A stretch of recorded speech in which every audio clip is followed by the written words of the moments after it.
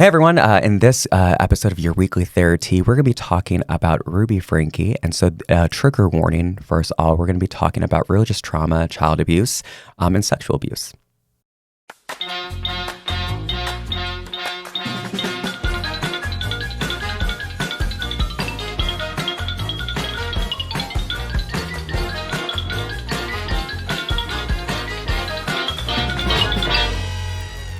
Hey everyone, and welcome back to your weekly therapy podcast. I am Tal Williams, or Mr. Williams, if you're feeling like it. I'm a teacher, therapist, and social worker. And over here we have... I'm Anne-Marie DiPietro, and I'm still a nurse practitioner. She's still here. Always. We were just talking before we started recording. Between last week and this week, we both got multiple tattoos. We did. I'm like dying from mine. Does it hurt? Not the tattoos, my neck. Like, I woke up at 3 a.m. after a nightmare, actually, that I overslept, and it was 8:50, and I had to come to the podcast with wet hair. That was my that was my nightmare. I was like, I'm going to scrunch it like it's 2004. Did you? No, you didn't. I was going to say, did you? But like, because I it was know. a nightmare. But anyway, like, from the way I was laying on the table, because it was a foot tattoo, like, I don't even know. I feel so old. It hurts so bad. And people say foot tattoos hurt really bad. Did that? No, that one didn't. No. I mean, I think it's all about the technique, because I got a foot tattoo in Florida once, and it hurt so bad. Like, my cousin has videos of it. I'm like screaming and sobbing. It was so terrible. I truly do you think like people use tattoos as like therapy, right? Yeah. Like, I think it can be. Remember when we were in Florida for your bachelor party, and we were guys. Thank God we didn't do it, but we sat there like, do you know it'd be a great idea to have this guy we've never heard of that has like a random Instagram, and let's just have him come over and tattoo like all 5 of us. Yeah. Thank God it fell through. Oh my God, we were committed, and he's like, and he like wasn't answering, then he was answering, then he was like, I can be there. Thank God, because I don't know what would have happened. I just need 4 hours. Yeah, 4 hours for 5 people. Yeah, I think we have been drinking in the sun for a long time. Oh, for sure. And Absolutely. then we had to cross a river. I think after we crossed that river, we were kind of like, all right, it's the Oregon Trail and we're tired. Yeah, we're done. We're all getting dysentery. Yeah. Right. I got my fingers and my neck done on Friday, which was shocking because I was like, I went there and I was like, I couldn't reset the appointment, which I get because like I had to set it like months in advance. But I told her, I was like, I have a concussion. And she's like, okay. So I wore like my sunglasses the whole time. And she was like, does your neck hurt? I'm like, well, yeah. And she was like, but you want the tattoo on your neck? And I was like, well, yeah. So she was so sweet. She got like a massive amount of pillows, put it there. And she's like, I'll probably have to redo this because she went so lightly on my neck. But then she went like ham on my fingers, which was like fine. But how long did it take? It was actually really, really quick. Like my neck maybe took 25, 30 minutes. The fingers took forever. But so... Today we're talking about like control, right? And like people who, so something's taken a hold of me. Oh God, what?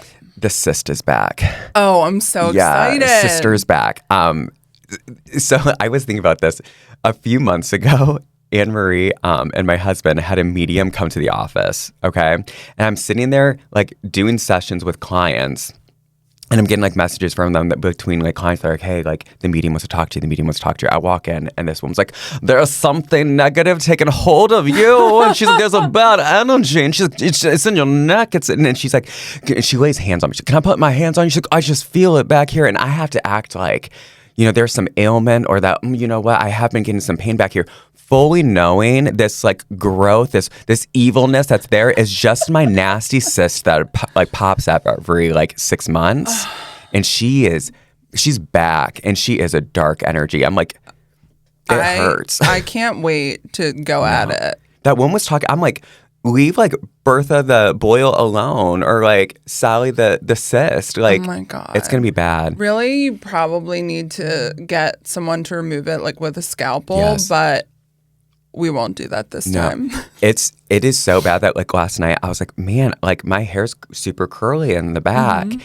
It is like when I say this, I'm not exaggerating. It is like a marble, but like not like just like half of the marble. It's like if the entire marble was like sticking out of my head.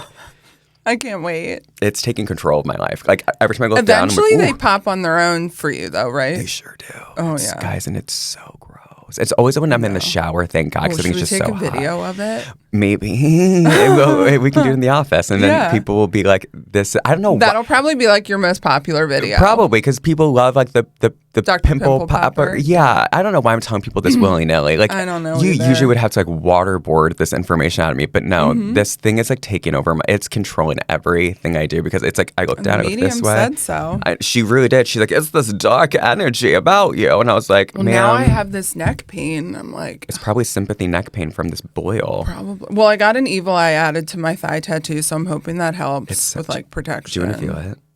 Yeah. Okay, do it. It's right there. Oh, isn't that huge? No, you're like being pretty dramatic about its size. But oh my God, it feels like it hurts. Jason's like, "You're not dying." I'm like, "Jason, we don't. This might be the time that Sister Sally." I've emptied a cyst that was like this big. No, I don't like that. Under someone's armpit. No, it's like one of my favorite memories of working at a doctor's office. That would put me out. I would get my armpits removed. I don't know. That would scare me. Was it just clogged ducts or whatever? No, he had gotten scratched by a cat, and then cat scratch fever. Yeah. It like blew up into this giant pustule. Oh my God, it was great. Speaking of pussy people, pussy people. Ruby Franke, guys. Jodi Hildebrandt. The two most ruthless, evil people probably in the world. Oh my God. Like, so people for a while have been like, "Oh, talk about Ruby Franke. Talk about Ruby Franke." Not only like here, but like just social media in general. And I'm like, it's dark. Weren't we going to do it last season? We were. Did we ever do it? No, I think we might. I think we might have like touched base on it once, but it literally was so dark that I was like, I feel better now that like the kids have talked about it. Yeah. Like and what's her Sherry wrote a book about it. So much more has come out since this Hulu documentary. I know. So you said that you've watched like every documentary on it. Oh my God. And the Hulu. So like give people an update or like let people know like who is Ruby in the Franke family. Well, so first of all, I'm going to refer to my notes because I made like really good love notes. That. And they're color coded. I know, right? So okay. So I think first I would like to say that this is also like about a cult. Oh, okay. 100%. So give your cult definition because you're good at it. Okay. I feel like a cult definition is when there is a leader that cannot be questioned. There is a buy-in and a high price of a buy-out, whether that price is financial or not. Yeah. So they isolate, control, and it's harmful. Yeah, 100%. Those are three things I would say. Yeah. So I think this story is twofold. So I think we need to talk about Ruby, and then we need to talk about Jodi, and then like where they intersect, 100%. Right? So with Ruby grew up in the Mormon church, a very religious family, and got married when she was like 19. And had 6 kids. And was like one of the first mommy vloggers. Yep. Mommy vlogger turned family vloggers, right? Yes. Turned child abuser, turned prisoner. Yeah. Thank God, prisoner. Oh my God. But thank God. Yeah, she was one of the OGs. Like YouTube like featured her quite a bit on like their Mother's Day stuff and all of that. Right. Yeah. Right. So the one thing I thought was interesting, well, not the one thing, one of the things, Sherry stated both in the documentary and in her book, her oldest daughter, that her mom was abusive, like from a young age. Right. Like she would impose discipline, like long before everything started with Jodi. But so like some of the favorite stories, do you know some of the favorite stories of what she did? Like that people talk about a lot? When her daughter forgot lunch at school. Oh, yeah. I know. Yeah. And then the school called her and Ruby was like, "Don't feed her." You know what? I did talk about this in a post. In a video? Yes. Yeah. So, and it was her young daughter. It wasn't like an older one. I think she was like elementary or middle school, right? Yeah. Yeah, so the daughter forgets her lunch money and lunchbox at home, and so the mom's like, "Oh, natural consequence. Maybe you can find a friend that, will be nice enough to share with you, but I'll have a yummy, and she's recording this all for YouTube. No. She said, I hope no one feeds her at school. On the YouTube video, she's saying that like after the fact, yes, to her daughter specifically. She's not telling her daughter on the phone, I hope no one feeds you. Is after the fact. She was saying, I hope no one feeds you because then it's a natural consequence. But she's telling her daughter, oh, maybe this. And then she's like, I'll have a yummy snack when you get home. Gets off the thing. Again, she's vlogging this for her YouTube.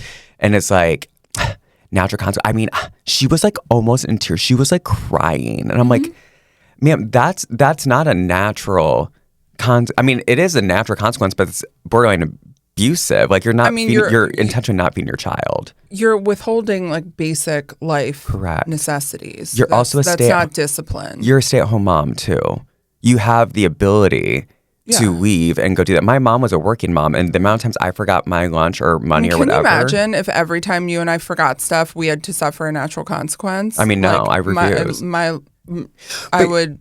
But I think that's the thing as an adult, though. We still have natural consequences, but we have the ability and the autonomy to just like order food or leave work and go do it, or you know what I mean? But like a child, you're gonna let a child go hungry? That sits really. I feel like I'm very strange about using food as a motivator or a form of discipline because obviously we know what that does lifelong. Right. Yeah. Well, we know as the story progresses, starving the children only gets worse. A lot worse. But so before Jodi, then there was a story about how she took her son's bedroom away for 7 months and he had to sleep on a beanbag in the basement. Yep. She also documented that on the YouTube channel. Yep. Because he accidentally said it. He was like, I'm sleeping on a beanbag. She's like, I don't think people know that. Because she like gave him an option. What was it? He could sleep in the living room or could sleep downstairs on a beanbag. And I'm pretty sure her son was like mid to upper teens and was like probably like 6 foot, if not taller, on a beanbag. I can't imagine. Like, again, that's abusive. Like when you have a bed and everything upstairs in a bedroom. Yep. And he just can't go in it. Yeah. And they withheld Christmas presents from 2 of the kids one year. The youngest ones, wasn't it, too? Yep. Everyone else got Christmas presents except for them. And when people, like a neighbor kid, gave a gift to one of the kids, and they're like, well, my mom made me throw it away, or what have you. And some of these things, it sounds like oh, well, if a child's being ungrateful, then I might not give them a Christmas gift or whatever. But the maliciousness behind it, and none of what she was doing, first off, it's abusive, but none of it matched what was going on. Because it started out as like, oh, the kids are just acting up. They're being teenagers and kids. There was no like, I was much worse as a kid, and I was a very good kid. But it got very sinister with her reasoning. Like she was like thinking the devil was taking them over. Oh yeah. Don't even get to that yet. Because that's a whole nother level. But so then what happened was, so what started the whole Jodi Hildebrandt thing was the son. What's his name? Chad. Yeah. Which, by the way, did you just feel, I kept thinking every time she said Chad, she was talking about her husband because a child named Chad. I know. Like it's like, I thought, bizarre. Yeah, like that is like a kid named Bill. Like, no, like you're Bill at 40 and you're Chad at 40. I thought that. Every time she said Chad, I'm like, who's Chad? I'm like, oh, it's the 16-year-old. He's 20 now? He's 20 now, yeah. But he's like, Chad in the video. 20-year-old. I know. Oh my God. I know. Did you love when Chad was like, I was the most popular person on the YouTube channel because I'm like really attractive? Yeah, I was. But then there's also like, so I was like, oh my gosh, like, that's that, because it was like really funny to see like a 20-year-old, like, and it was like, not to brag. But then went into detail about how like, the family capitalized on that. And when I tell you, I was so skeeved out because he was like 12. And people were like, oh my God, your son's so cute. And then they just like exploited that. And I was like, it grossed me out so much. And I think that's the huge, like one of the biggest reasons I have against like the child family vloggers. Cause I'm like, I don't like that. Yeah. I don't like that. No. Yeah. No. So then they met Jodi, but I think we should travel off to talk about just Jodi, and then we'll come back to it. So I thought it was super interesting that they had that therapist that worked with The social her. worker? Yeah, Yeah. the social worker. It was really interesting to see his commentary. Yeah. But so I did a little deep dive into Jodi. And so she has a master's in educational psychology. So in a lot of states, she wouldn't even be qualified to do therapy. yeah. But of course, in Utah, you She can. A master's in educational. Right. And educational psychology has to do with education, like school. Yeah, I would. Yeah. Yes. And the weird thing was that she was like licensed to be able to do therapy in Utah. That's so wild to me. Yeah. Yeah. I looked it up, and apparently, like in Utah, if you take like certain classes as part of your grad school, Then you can go. Okay, cool. But I mean, I don't know. But it's not that way in every state. I Correct, did check that. Also, she would refer to herself as a psychologist, which is 1,000% inaccurate.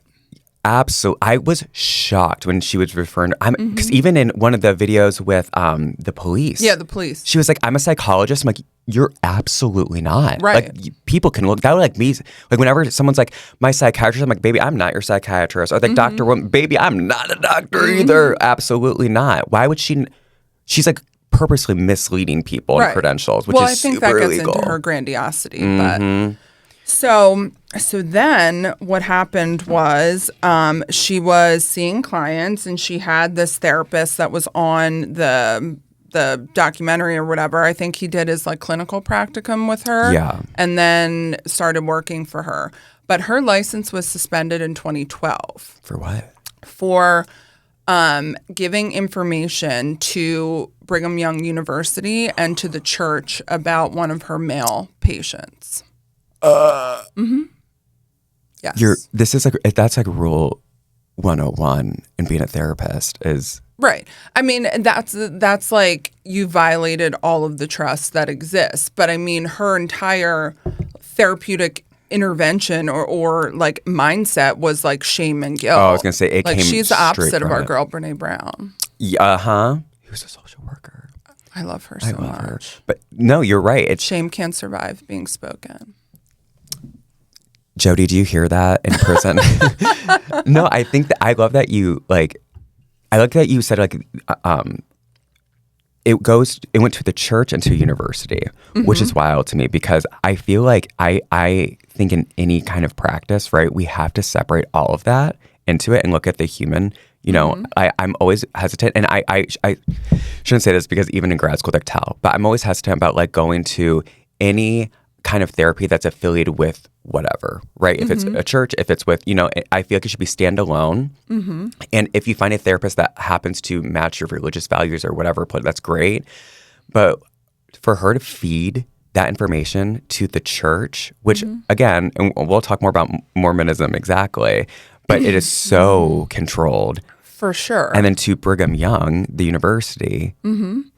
Yeah, that's super shitty, Jodi. The fuck? So her license was suspended for 18 months. Oh. That's it? Yeah, A year and a half? That's it. And then she came back, and that's when she founded this like connections program, which is basically like multi-level marketing, like LuLaRoe, except LuLaRoe didn't like engage in any sort of abuse, manipulation. Right. They just had really shitty leggings. Yeah. Yeah. That felt great, but looked silly. Yeah.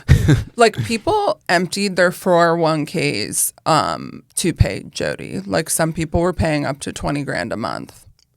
Are you shitting me? Nope. That was in the curious case of Jodi Hildebrandt on ID Discovery. Well, and I shouldn't say this on here, but while on our side, someone's like, "Hey, I can't afford," like that's fine. Right. We'll make it a copay for it. We'll do a sliding scale. Like, don't say that. Not everyone. Tell and I are gonna like earn no everyone's money gonna now. slide Like, in free sale for everyone. No, but I'm saying like I can honestly say we've never exploited someone and been like, never. give us. Oh, you know what? Never. You need to see us twice a week for the next 6 months. $20,000. Yeah, She wasn't even good. Right. So the therapist that worked for her said that when she would get like a quote unquote like well-known client, she would say to him like, "We really need to take care of them," like as if you don't really need to take care of all of your patients. Right. I think about like our high-profile people that we see or people of status that we see, and I'm like, baby, when you come into that room, I'm going to humble you because you're just like everyone else. Just like as my therapist, when I go see him, he humbles me, right? Yeah. I feel like you have to leave that stuff outside. Oh, absolutely. And if I heard another therapist being like, this is a big one, this is a celebrity or whatever, I would leave. Oh my God. Can you imagine if I did that with Bam?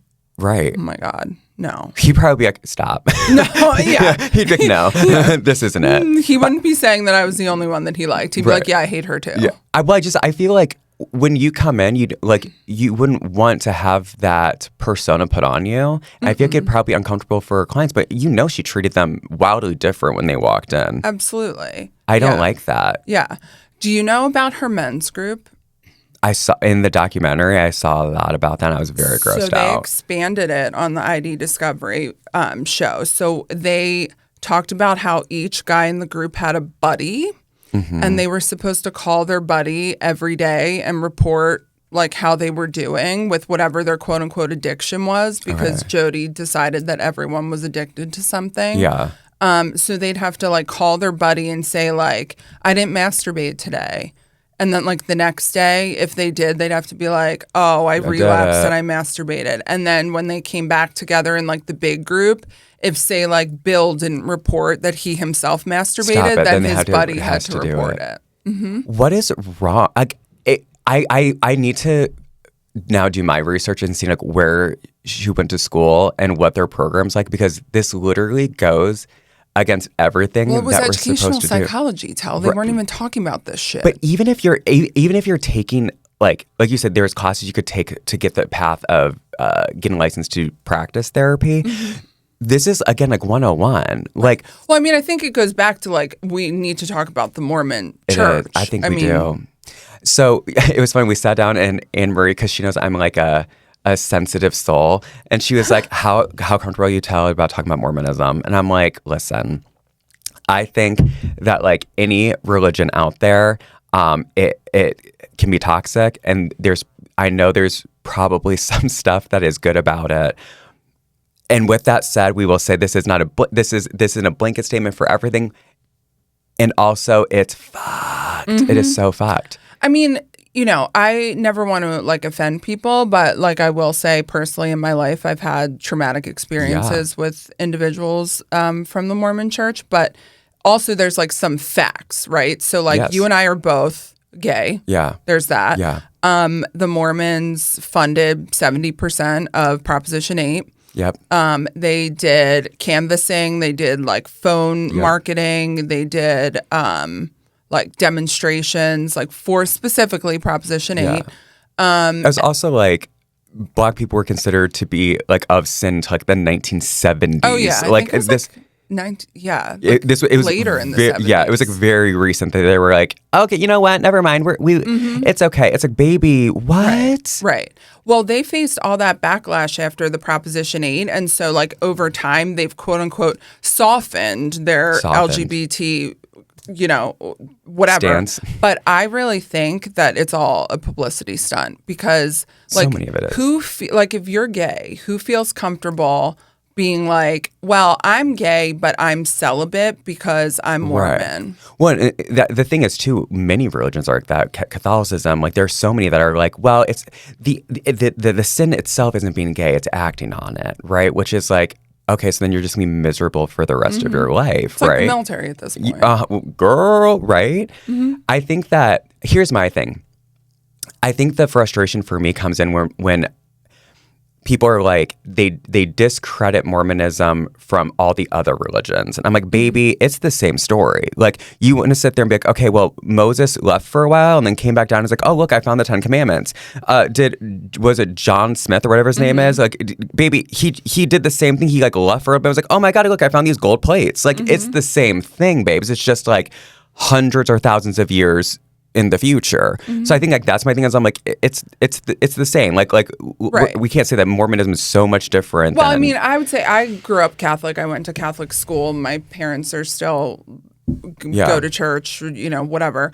I do think that although like the teachings of the Catholic Church may not have changed, I think Roman Catholics, most of them in general, are like a little looser in their you know, like the social stuff versus like in Mormonism, I feel like there's so much shame and guilt. Well, you have to think they're still new, baby. They got to cook for a little bit longer before they soften, you know, like, which again, it's just so toxic. It's so, and this idea. Don't get me wrong. I think they're both toxic. Like coming from somewhere where like basically I'm also rejected by. Well, but I think the church, difference is, you know, because obviously there's differences in religions. I think what makes Mormonism so toxic and easily to prey on is that in most religions it's like come as you are, and in Mormonism they thrive on the idea that your perfection and your ability to be as perfect as you possibly can is what gets you in, right? Purity. Yeah, and I think that's the toxic thing, right? Is that when you're sitting there to these impossible standards. I'm sorry, but a religion that's people are, you know, college students are running over to Vegas to get married so they can have sex once and then annul the marriage. Like that's wild. Or like laying on their bed with people like moving the bed underneath like them. All that's like what baby. Is that? Like that's when I'm just kind of like, this is a little much. But I think because of all these strenuous, like, can't do this, you can't do that, can't do that, strive for perfectionism, do this.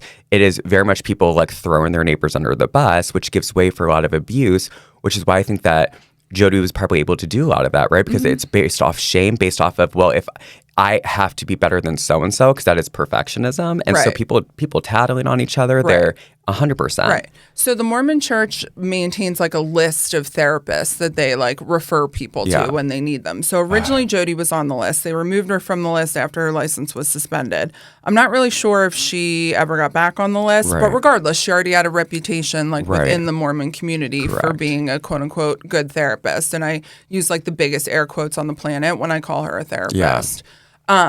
But do you want to know my theory on Jodi Hildebrandt? Yes. Now, this is strictly my theory. Yeah. And I have, like, you know, I can support it with certain evidence, but obviously we don't know for sure.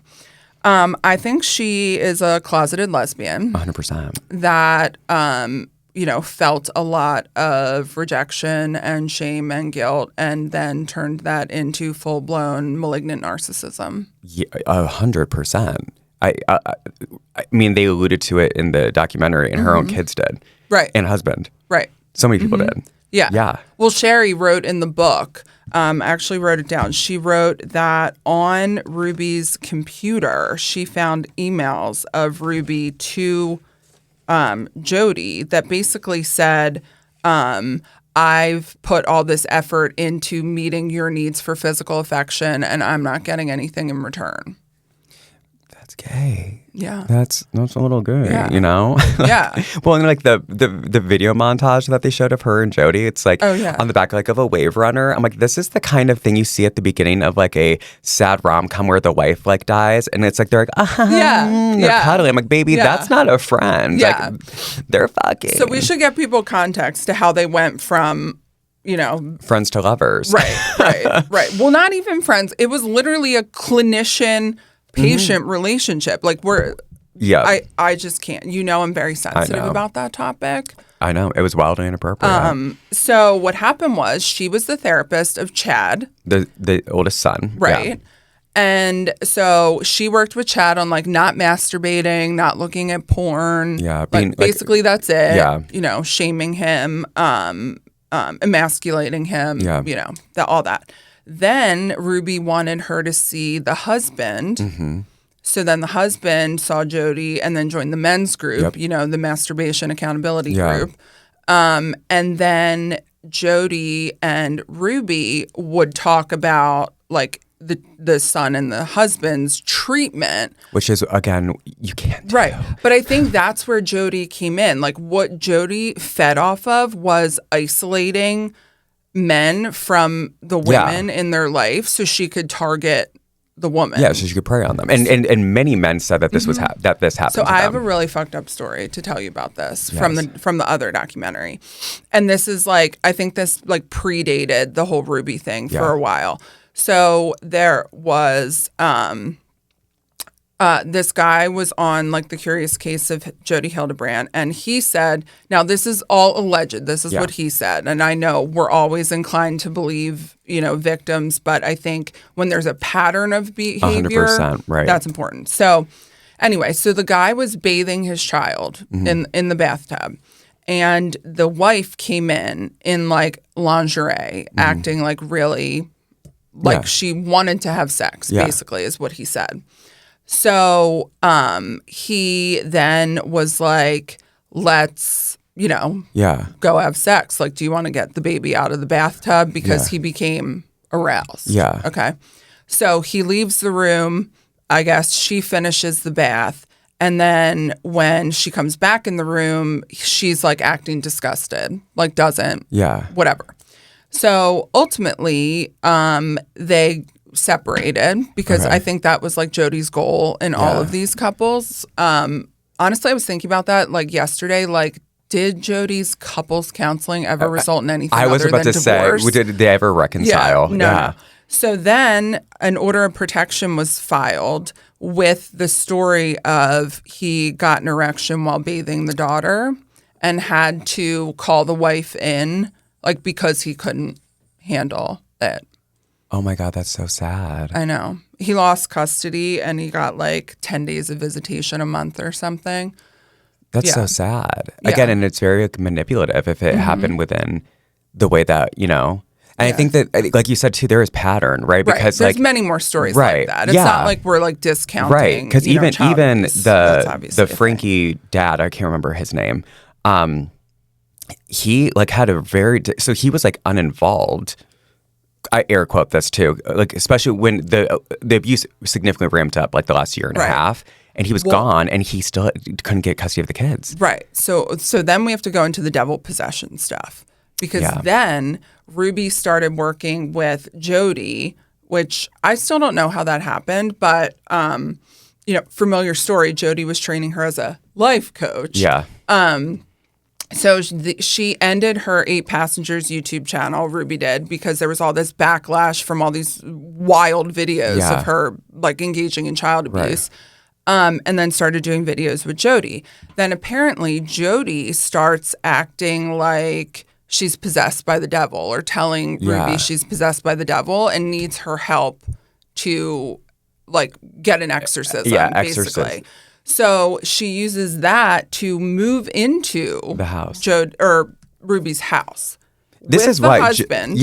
And by the way, Jodi got money, honey. Like her house is like an estate mansion, 3-4 levels. It's gorgeous, with like a giant safe in the basement that has one of those. She was a doomsday prepper because they were convinced that that's like where they kept the kids. I know, but she was also doomsday prepper because they were convinced that this was like the end of the world because of like COVID and stuff was popping up. Yeah. But because the house was huge. Yeah. Yeah. So like she had no. What had happened was people, especially after people found out the son was sleeping downstairs, the food incident with the kid and all of that, people started attacking Ruby Franke. Her channel goes underwater. She loses all of these things. And then she starts kind of remixing it to really focus on her children and that they're super bad behaved. And then they're at Jodi's house and they think they hear like a screeching of something. There's like a giant like handprint on the glass, and they're like, that was the devil. And that's how Jodi convinces them kind of to let her move in to help at first with the kids and everything that's going on there, because the kids are possessed or the devil's got a hold of them. And then it slowly becomes Jodi's possessed, and then it's like the only person that can help is Ruby. And then Ruby was telling her husband, like, God has sent me to help Jodi. Yeah. So then apparently, did you see the video of when Jodi was having one of these episodes? And she was saying, she's mine. I own her. She knows. Yeah. I'm like, baby, everyone's seen The Exorcism. We know they speak in Latin. Right?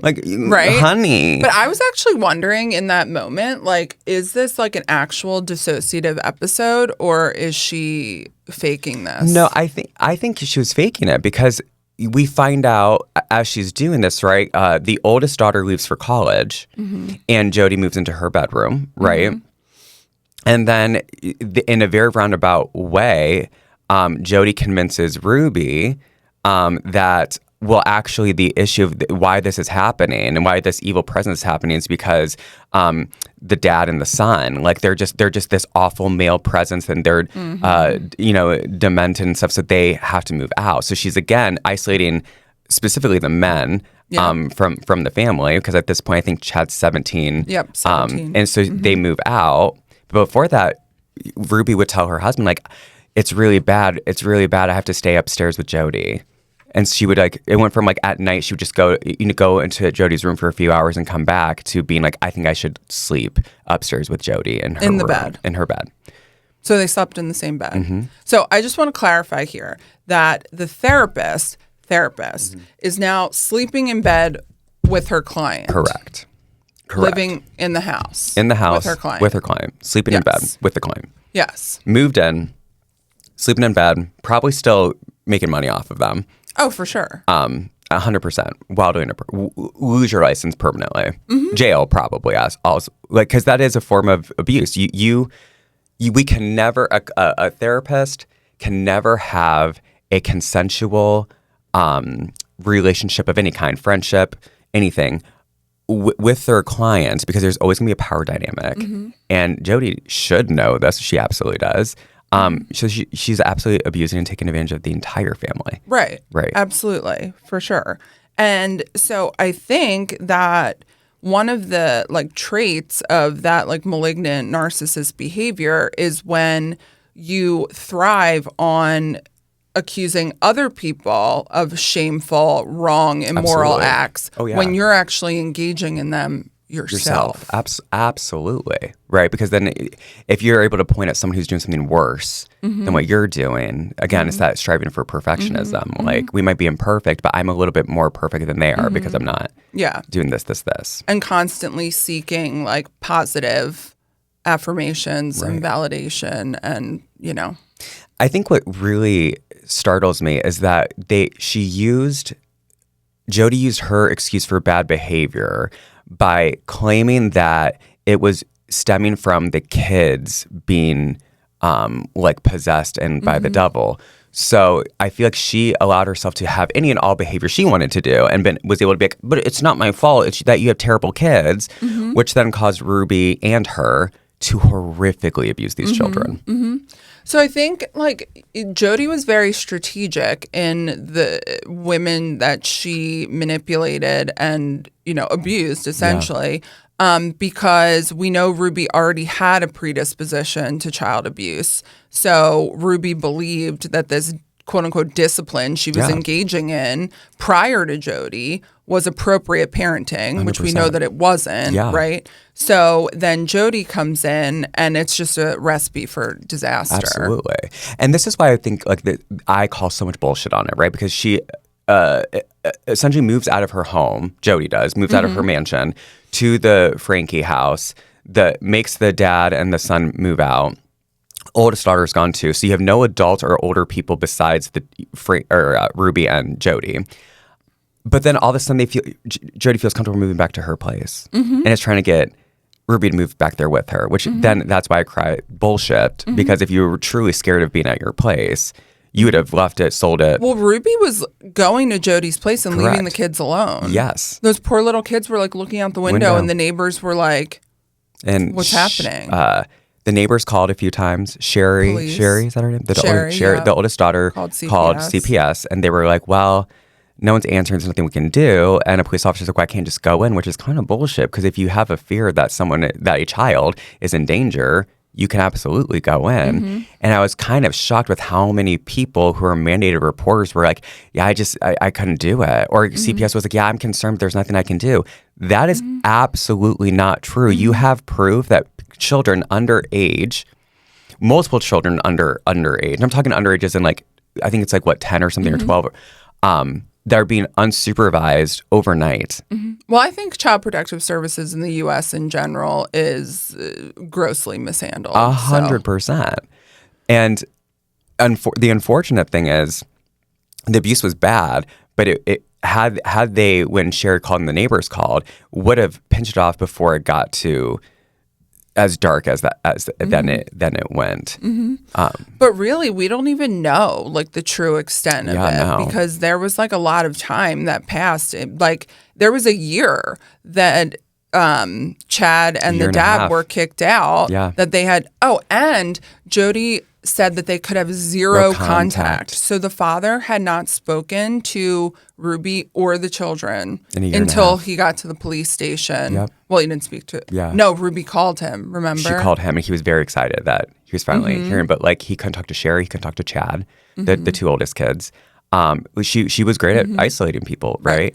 So she called him that when she was arrested, and this is why I think it's interesting, and I see like more intention than like people may like associate with it. She said, "The kids are possessed by the devil. They even admitted it. I can only imagine the lies they're telling the police." Yeah.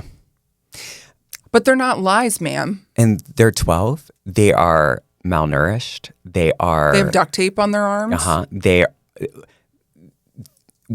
It's horrific. I mean, they're putting cayenne pepper and stuff on their wounds. Like it. I mean, it's too graphic to even, but it's bad. And the fact that they're like that's again way beyond reasonable punishment. I think anytime that you're physically harming a child or physically putting your hands on a child, it's psychologically. That's what I'm saying. Like they would make the kids stand outside in the heat for 10, 12 hours a day.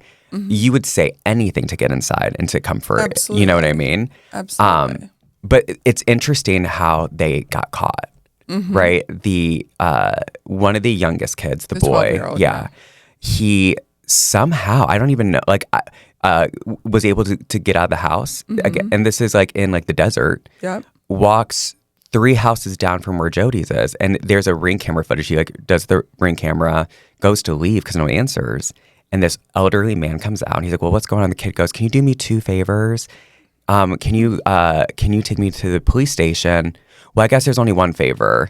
And the man's like, "What's going on?" And he's like, "Well, it's a personal business." And he sits the guy down.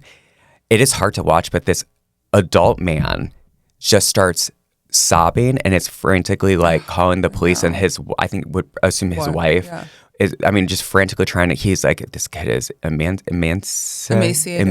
I was gonna say emancipated. Yeah. That's not the right word. Yeah. Emaciated, and like, it's horrific. And like, they still have no idea what happened, but Ruby calls the dad and is like, "Oh my God, this is happening. Like, go get your kids," or whatever. And she's already trying to like put into place that like, "Oh, but this, and this." Like it's they're lying. They've admitted to it, and the dad gets there, and him and Chad fully believe still that like, no, it's the end of the world, and Jodi is going to save us, and this is what we have to do to that. Still, it takes them like to get to the house, see the condition the house is in. He can't see the kids. The dad can't. And it takes the neighbors talking to him for 8 hours to finally break it down and being like, "Y'all were duped. Yeah. You were duped. You were abused." Like, it's awful. I mean, that type of psychological manipulation, I mean, that's the cult like behavior. For sure. Right. You know? Because there's a buy-in. Yeah, right. Absolutely. There's a financial aspect of it. There's isolation that took place in this, right? There's, you can't challenge Jodi. And how do you leave then, right? And I'm not giving, I'm talking more about the kids, right? Because I can only give so much empathy towards Ruby in this case, because it's like, I mean, she was abusive beforehand. Correct. It just went to another level. 100%. It went from like abusive to malicious, sadistic, like just all, I mean, from worse to worse, you know? Yeah. Speaking of sadistic, I've often thought, since I've like heard this story and heard more about Jodi, like that she somehow enjoys the suffering of other people. I think not only that, I think that she enjoys, I think again, it makes her feel better. Like it makes her feel like she also, if you keep people sick, they're going to still need you, right? So it's one of those things of like, our job as a therapist, like, I don't want to see my clients forever. Like, that's a weird thing to say. I don't want to see you forever. I want you to feel better, get better, and then, you know, see me if you still want to, you know, as needed, or you know, therapy talk or whatever it is that you need. But like, she's intentionally keeping people sick, isolated, unwell. Well, and I think the thing that she preached a lot was basically like suffering is the way to like pure virtue. Like, yeah, for sure. Like you have to suffer to get here. And like, Yeah. I'm here to tell you, if your therapist tells you that suffering is the way to get better, like you need to run. Girl, you need another therapist, right? Like, for sure.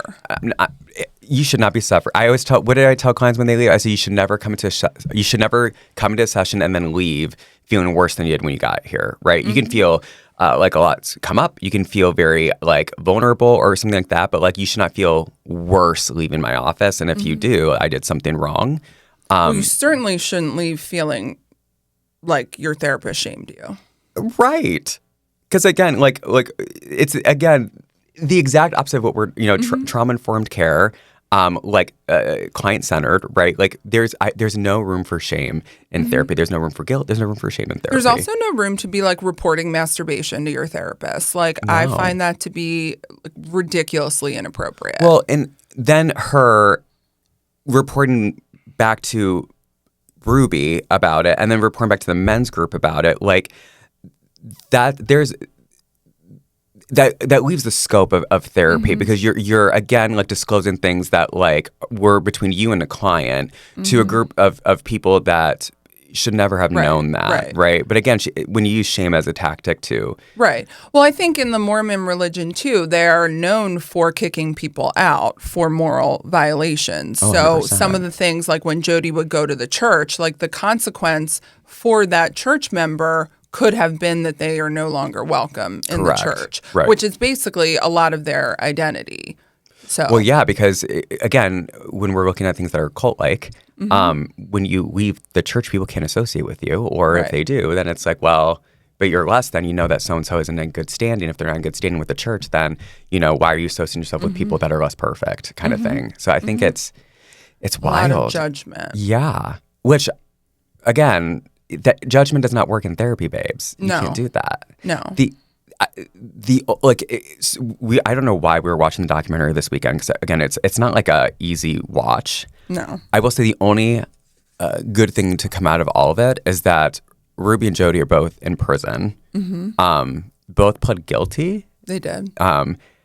Sherry did say when she was there watching her mom, she's like, I don't know that I believe her, that these crocodile tears kind of thing, because like if you look at the videos that she posted, this woman was like, one, it's hard to watch her doing her YouTube channel, but two, it's so fucking embarrassing because like I don't know, super cringy. It's so cringy. As much as people like, I if you really truly know me, I'm the opposite of an influencer. I forget to my phone. When we go places or when we go on vacation and stuff like that, it's never out. It's never like, oh my God, can you eat that one more time? Or hey, we messed that up. Can you like, recut the cake? Couldn't be me. And the fact that the videos have her like, crayons. Oh wait, let me redo that. And then does it again. I'm like, oh my God, this is so cringe. Or like asking the kids to repeat what they said or tell the story funnier. I'm like, I can't do this. Or pause it and be like, this is our job. Yeah. Do you want all the stuff you have in your life? Do better. The fact that they were making at times millions of dollars a month. And she literally turns to the kids. She goes, you guys get $10 a video. Do you not want your $10? What? Like child exploitation at its finest. Dear God. I'm like, that's fucked. Oh, millions of dollars and they're getting $10 a video? For sure. Baby, call my agent. You know what I mean? I wouldn't be doing that. That's wild. And the kids don't have a choice. Right. And it's also not like it's regulated. You know what I mean? Like when we think about like dance moms, for example, like there were rules in place. They had like a psychologist or a therapist, or Jojo Siwa said it was a psychiatrist, but I don't really think it was. But anyway, they have mental health help available. And then they had rules about like when the kids could work and when they couldn't, and breaks and whatever. You don't get that when you're like an influencer's child. Right. And the interesting thing is California now has put into place, like you have to put, if it's a family vlogging thing or a child's on your whatever, you have to pay out a certain percentage into an account, right? And so it's so interesting. It's so interesting to see all of a sudden all of these family vloggers moving out of California. Wow. I'm like, That's wild. It's really gross. I'm like, you can't, you feel so uncomfortable about putting money aside for people that are in your video. Like, don't exploit your children then. Right. I don't know. It's really weird. This is coming from someone who teaches and has been for the last 4 or 5 years I've been online, been like, you will never see a student of mine. You will never see them in the classroom. You never hear their voice. You won't hear their real name. I refuse to. I don't give two shits if a parent signed off on being able to have that in there. I know a lot of teachers on social media do that.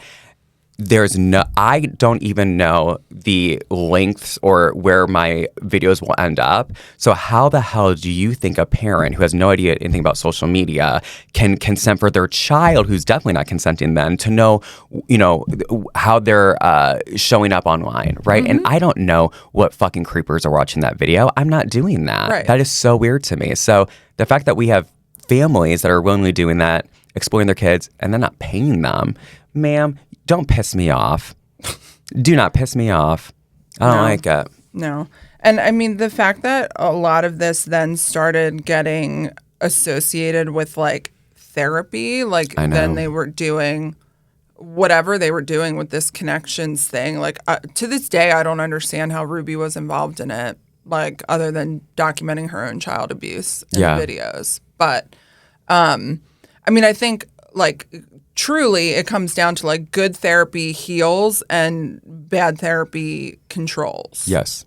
If rule of thumb, if you're seeing a therapist and they ever make you feel shameful, you ever feel incredibly judged by them, go to a different therapist. If your therapist ever invites themselves over, asks to stay with you, needs your help with something that's very like intimate, leave your therapist. Like it is and red flag. And what I will say, and it's very sad that I have to say this, is Jodi is not the first one to do this. No. Like, I know other people that have done this. Clients have told me about other people that have done this. And it's really sad because the patient, a lot of times by the point where it starts happening, is so manipulated that they don't even realize that it's happening. Right. I think that's why it's like, before you even go into, I feel like this needs to be talked about so much. And I feel like, it's a therapist's job too, an ethical therapist, to be like, these are the boundaries that we set, right?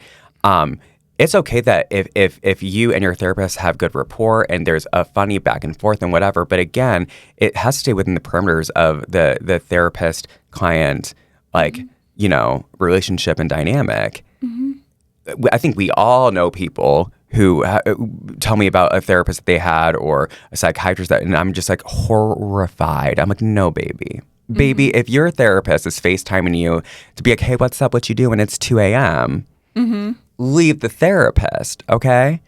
Like, I don't want to have to call my clients or have conversation with my clients outside of sessions, because when I do, that means that usually there's a crisis happening, right? I'm not texting them willy-nilly being like, hey, what you doing? What'd you have for dinner? You want to hang out? No.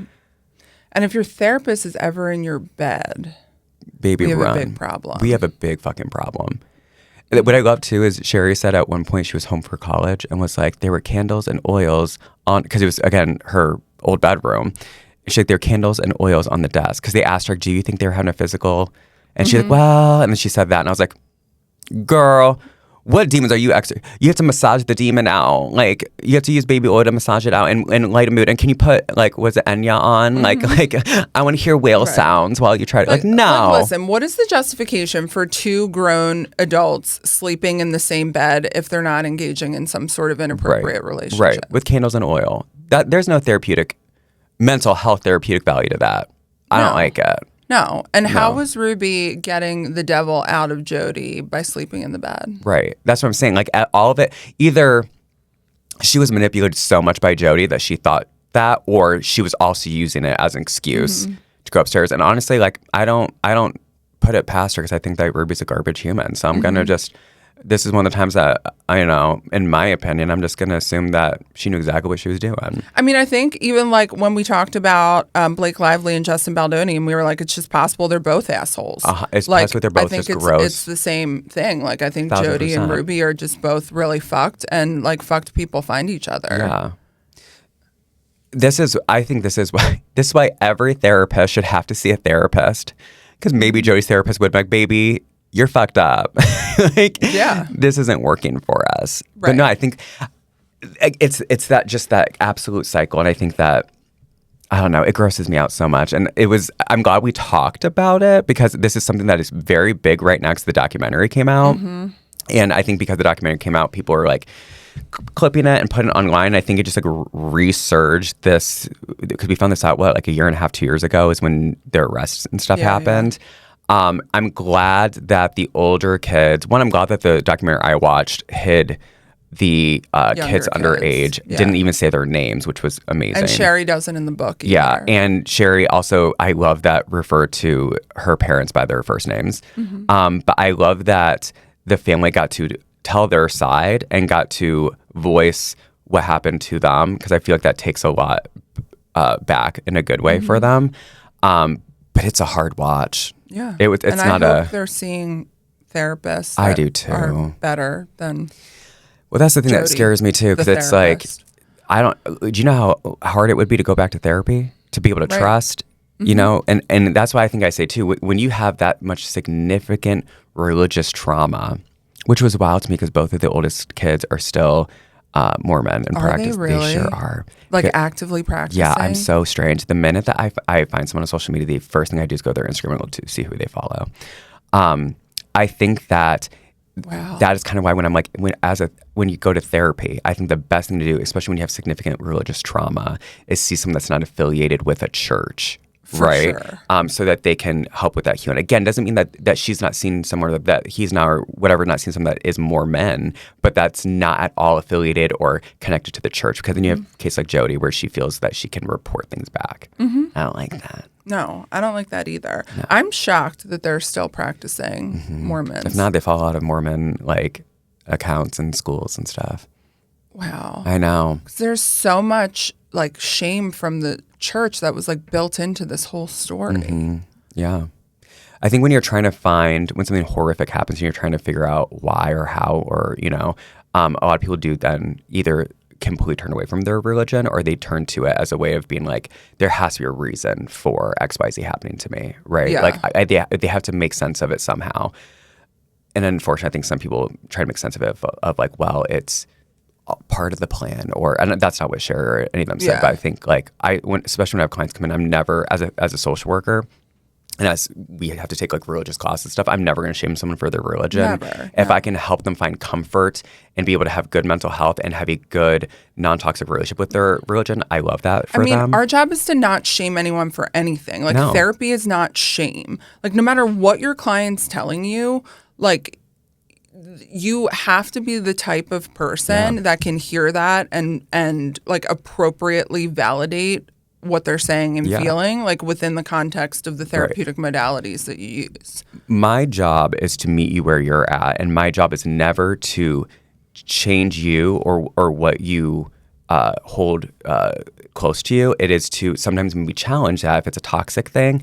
But my job, whatever I think, whatever my values are and stuff like that, I'm not imposing that on my clients. If my client's like, and I have had clients that's like, I want to feel better about my religion. I want to feel better about this, and this. And I personally might be like, I don't agree with that, right? The amount of religious men I've had that come with things around sex, right? I want to be like, baby, it's not that big of a deal or whatever. That's not where they're at. Right. And so my job is to make them as comfortable and as mentally healthy as possible in the parameters of what they want to work on. Right. Like our personal views about anything are never relevant. No. I mean, self-disclosure can be therapeutic when whatever you're self-disclosing benefits the client. Absolutely. Not you. 100%.